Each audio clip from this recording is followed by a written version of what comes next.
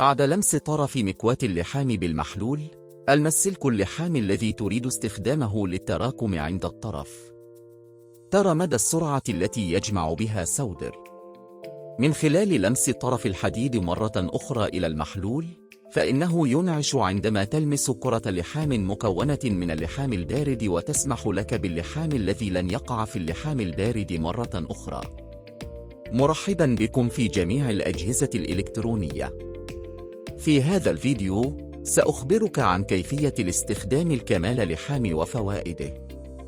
كخطوة أولى، في حين أن طرف مكواة اللحام لدينا بارد، قم بتنظيف أطراف اللحام القديمة السوداء الصدئة والمحترقة بمساعدة سلك تنظيف اللحام عن طريق فركها من 10 إلى 15 مرة، أو باستخدام ورق صنفرة ناعم جدا، أو بمساعدة مشرط نستخدمه في العمل.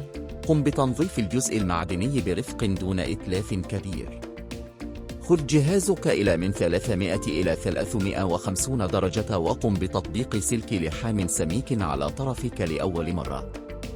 نظراً لأن نسبة القصدير والراتنج في سلك اللحام السميك عالية، سيكون أكثر دقة لعمل التزجيج الأول بهذا.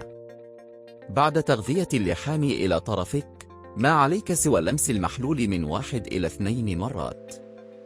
بالطبع، سيكون من الأفضل تطبيق هذه العملية مرة أو مرتين أكثر. إذا لم تكن نصائح مكواة اللحام قديمة، أو إذا قمت بتجديد نصائحك باستخدام أداة لحام ماجيك بين كما وصفت للتو، فيمكنك المتابعة مباشرة إلى عملية اللحام.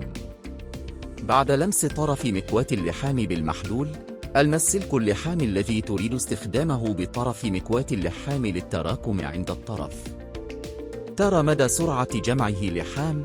والأصدقاء، من خلال لمس الطرف مرة أخرى إلى المحلول، فإنه ينعش عندما تلمس كرة لحام تكونت بواسطة كوب سودر وتسمح لك باللحام الذي لن يقع في اللحام البارد مرة أخرى. كما ترى، يمكنك جمع اللحام عن طريق تحريك الطرف بالطريقة التي تريدها.